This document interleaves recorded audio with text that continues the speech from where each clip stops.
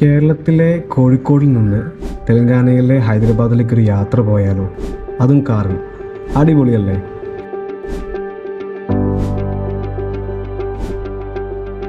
എല്ലാവർക്കും എൻ്റെ ഈ കേരള ടു ഹൈദരാബാദ് റോഡ് ട്രിപ്പിലേക്ക് സ്വാഗതം.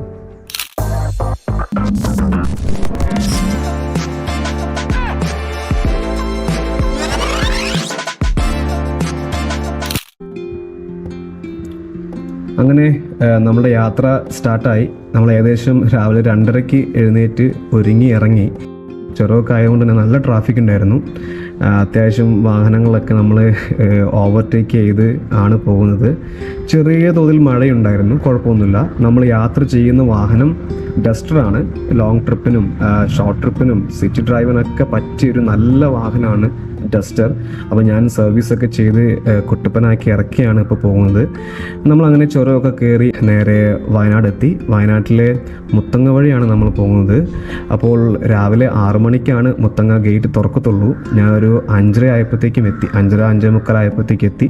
കൃത്യം 6 മണിക്ക് മുത്തങ്ങയിലേക്കുള്ള ഗേറ്റ് ഓപ്പണായി. നമ്മൾ നേരെ മുത്തങ്ങ ഫോറസ്റ്റ് കഴിഞ്ഞ് ഇപ്പോൾ നേരെ ബന്ദിപ്പൂർ ഫോറസ്റ്റിലേക്ക് പ്രവേശിക്കുകയാണ്.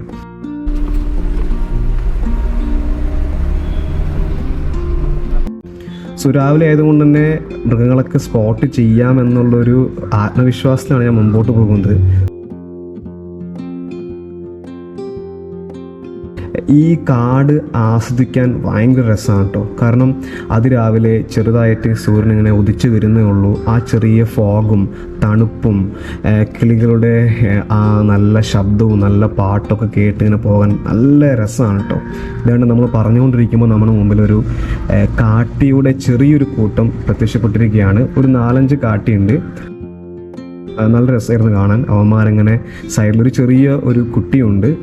അടിപൊളിയാണ് കേട്ടോ. ബന്ദിപ്പൂർ ഫോറസ്റ്റ് ആണ് നമുക്ക് അത്യാവശ്യം കേരളത്തിലെ അല്ലെങ്കിൽ നമ്മുടെ വയനാടിനോട് ചേർന്ന് കിടക്കുന്ന ഈ ഫോറസ്റ്റ് ഏരിയസിൽ തന്നെ ഏറ്റവും നന്നായിട്ട് സൈറ്റിംഗ് കിട്ടുന്ന ഒരു ഫോറസ്റ്റ് എന്ന് പറഞ്ഞാൽ. ഞാൻ പലപ്പോഴും കാട്ടിനെയും ആനയൊക്കെ ഈ ഫോറസ്റ്റിൽ സൈറ്റ് ചെയ്തിട്ടുണ്ട്. അങ്ങനെ നമ്മൾ ഏകദേശം ബന്ദിപ്പൂർ ഫോറസ്റ്റ് കഴിഞ്ഞു നേരെ ഗുണ്ടൽപേട്ടിലേക്കുള്ള ആ റോഡിലേക്ക് പ്രവേശിച്ചിരിക്കുകയാണ്. സൂര്യൻ ഉദിച്ചു വരുന്നു. അടിപൊളിയായിട്ടുള്ളൊരു സീനിക് റൂട്ടാണ് കേട്ടോ ഇനി അങ്ങോട്ട്. കാരണം സൂര്യൻ അങ്ങ് ഉദിച്ചു വരുന്നതുകൊണ്ട് നല്ല ഭംഗിയാണ് കാണാൻ. റോഡിലേക്ക് ഇങ്ങനെ ആ സ്വർണ്ണ കളറുള്ള ആ ലൈറ്റ് ഇങ്ങനെ വരുന്നു. റോഡൊക്കെ നല്ല അതിഗംഭീരമായിട്ട് നല്ല ഭംഗിയായി, വിഷ്വൽസ് നല്ല ഭംഗിയായിട്ടുണ്ട് കേട്ടോ.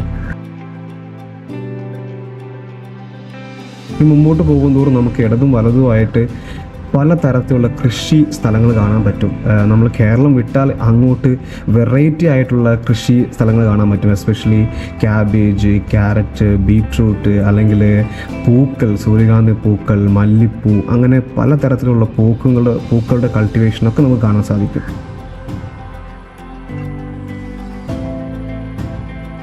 അങ്ങനെ നമ്മൾ ഏകദേശം മൈസൂരെത്തി. ഇതിപ്പോൾ മൈസൂരിൻ്റെ റിംഗ് റോഡിലേക്ക് പ്രവേശിച്ചു. അങ്ങനെ പോയിക്കൊണ്ടിരിക്കുകയാണ്. അവിടെ നിന്ന് നമ്മൾ റിംഗ് റോഡിൽ നമ്മൾ നേരെ റൈറ്റ് എടുത്ത് നേരെ ബാംഗ്ലൂർ മൈസൂർ എക്സ്പ്രസ് ഹൈവേയിലേക്ക് പ്രവേശിച്ചിരിക്കുകയാണ്. എക്സ്പ്രസ് ഹൈവേൻ്റെ പേര് NH 275 എന്നാണ്. നമ്മൾ ഇന്നേക്ക് ലഭിക്കാവുന്ന ഏറ്റവും നല്ല ആധുനിക എക്യുപ്മെൻറ്റ്സ്, ആധുനികമായിട്ടുള്ള സകല പോസിബിലിറ്റീസും ഉപയോഗിച്ച് പണിതിരിക്കുന്ന ഒരു അടിപൊളി ഇൻ്റർനാഷണൽ ക്വാളിറ്റിയുള്ള ഒരു ഹൈവേ ആണ് ബാംഗ്ലൂർ മൈസൂർ എക്സ്പ്രസ് ഹൈവേ. നമ്മൾ ആ എക്സ്പ്രസ് ഹൈവേയിലേക്ക് പ്രവേശിക്കുമ്പോൾ തന്നെ അതിൻ്റെ ഒരു ഗുണനിലവാരം, അതിൻ്റെ ഒരു എഫിഷ്യൻസി നമുക്ക് വളരെയധികം മനസ്സിലാക്കാൻ സാധിക്കും. ആക്ച്വലി ഈ ഹൈവേയിൽ വെള്ളം കയറി പല അണ്ടർഗ്രൗണ്ട് പാസേജസിലൊക്കെ കാറുകൾ വെള്ളത്തിൽ മുങ്ങിപ്പോയ ഒരു വിവാദമായിട്ടുള്ള സംഭവം ഉണ്ടായിട്ടുണ്ട്. പക്ഷെ എനിക്ക് ഏറ്റവും ഈ ഹൈവേനെ കുറിച്ച് പറയുമ്പോൾ ഏറ്റവും വിഷമകരമായിട്ടുള്ള സംഭവം എന്താ വെച്ചാൽ ബൈക്കേഴ്സിന് അലൗഡ് അല്ല. അത്യാവശ്യം പവർഫുൾ ആയിട്ടുള്ള ബൈക്സൊക്കെ ഈ ഹൈവേയിൽ അനുവദിച്ച് കിട്ടിയാൽ നല്ലതായിരിക്കുമെന്നും എനിക്ക് ആഗ്രഹമുണ്ട്. സോ പണ്ട് മൈസൂരിൽ നിന്നും ബാംഗ്ലൂരിലേക്ക് ഏകദേശം 3.5-4 മണിക്കൂറൊക്കെ എടുക്കുകയാണെങ്കിൽ ഇപ്പം ഏകദേശം 2 hours or 1.5 hours ഒക്കെയാണ് മാക്സിമം എടുക്കത്തുള്ളൂ. അത് നല്ലൊരു കാര്യമാണ്. പക്ഷേ എൻ്റെ ഒരു ഫ്രണ്ട് 45 minutes കൊണ്ട് എത്തിച്ചിട്ടുണ്ട് കേട്ടോ. സോ അതുകൊണ്ട് അങ്ങനെയും പോകുന്ന ആളുകളുണ്ട്. അങ്ങനെ നമ്മൾ ടോൾ ഗേറ്റിലേക്ക് എത്തിയിരിക്കുകയാണ്. വളരെ വിശാലമായിട്ടുള്ളൊരു ടോൾ ഗേറ്റാണ് കേട്ടോ അത്.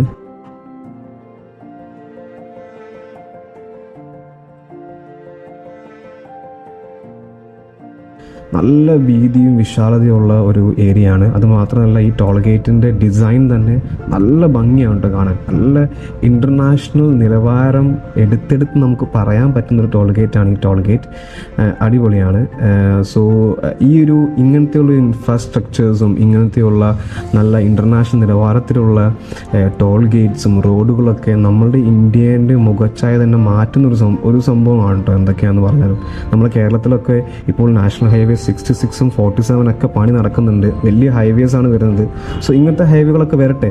കാരണം ഏകദേശം 150 രൂപേൻ്റെ അടുത്താണ് ടോളിൻ്റെ പൈസ വരുന്നത്. പക്ഷേ എന്ത് തന്നെ ആയാലും അത്ര പൈസ കൊടുത്താൽ തന്നെ നമുക്ക് വളരെ സമാധാനത്തോടെ ഈ പ്രകൃതി ഭംഗിയൊക്കെ ആസ്വദിച്ചുകൊണ്ട് വളരെ പീസ്ഫുള്ളായിട്ട് നമുക്ക് ഡ്രൈവ് ചെയ്ത് പോകാൻ പറ്റുമല്ലോ. അത് വലിയ കാര്യമാണല്ലോ. സോ അങ്ങനെ നമ്മൾ മൈസൂർ ഹൈദരാബാദ് ഹൈവേ ഒക്കെ മൈസൂർ ബാംഗ്ലൂർ ഹൈവേ ഒക്കെ യാത്ര ചെയ്ത് നമ്മൾ അങ്ങനെ ബാംഗ്ലൂർ സിറ്റിയിലേക്ക് എത്തി. അപ്പോൾ ഞാൻ സിറ്റിയിലേക്ക് കയറാതെ അതിന് മുമ്പ് തന്നെ നൈസ് റോഡ് എന്ന് പറഞ്ഞ ഒരു കണക്ടിവിറ്റി ഉണ്ട്. ബാംഗ്ലൂരിലുള്ള ഒരു റോഡുണ്ട്, ഒരു ഹൈവേ ആണ്. സോ ആ ഹൈവേയിൽ പ്രവേശിച്ച് ആ ഹൈവേയിലൂടെ സിറ്റീൻ്റെ മേജറായിട്ടുള്ള ട്രാഫിക് ബ്ലോക്കുള്ള ഏരിയയൊക്കെ കവർ ചെയ്ത് മറ്റൊരു ഭാഗത്തു കൂടിയാണ് ഞാനിന്ന് പോകാൻ ശ്രമിക്കുന്നത്. സോ ഇന്ന് ഞാൻ ബാംഗ്ലൂർ സ്റ്റേ ആയിരിക്കും. സോ നിങ്ങൾ ഇപ്പോൾ കാണുന്നത് ഈ നൈസ് റോഡിലേക്കുള്ള ടോൾ ഗേറ്റ് ആണ്.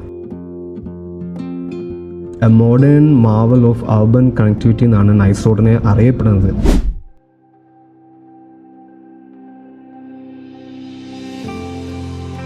നന്ദിനി ഇൻഫ്രാസ്ട്രക്ചർ കോറിഡോർ എൻ്റർപ്രൈസസ് എന്നാണ് നൈസ് റോഡ് എന്നതിൻ്റെ ഫുൾ ഫോം. സോ ഈ എൻ്റർപ്രൈസസിൻ്റെ അണ്ടറിൽ വരുന്ന ഒരു സ്വകാര്യ ടോൾ എക്സ്പ്രസ് വേ ആണ് ഈ നൈസ് റോഡ് എന്ന നമ്മൾ ഈ കാണുന്ന ഈ എക്സ്പ്രസ് ഹൈവേ. എന്നാലേ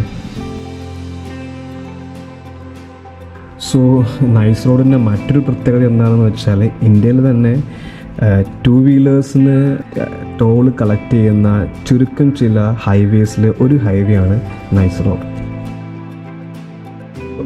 ഈ നൈസ് റോഡിൻ്റെ ഈ സ്ട്രിപ്പിന് ഏകദേശം 41 കിലോമീറ്റർ ദൂരമുണ്ട് കേട്ടോ. ഇലക്ട്രോണിക് സിറ്റീൻ്റെ ഭാഗത്ത് നിന്ന് നേരെ തുംകൂർ റോഡിലേക്കാണ് ഇതിൻ്റെ ഈ കണക്ഷൻ ഉള്ളത്.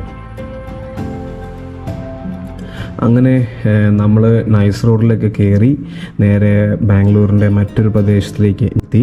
Kerala to Hyderabad first day vlog നിങ്ങൾക്ക് എല്ലാവർക്കും ഇഷ്ടപ്പെട്ടു എന്ന് ഞാൻ വിശ്വസിക്കുന്നു. നിങ്ങളുടെ അഭിപ്രായങ്ങളും നിർദ്ദേശങ്ങളും കമൻറ്റിൽ അറിയിക്കുക. നെക്സ്റ്റ് പാർട്ട് നമുക്ക് അടുത്ത ദിവസം കാണുന്നതാണ്. അതുവരേക്കും ഗുഡ് ബൈ.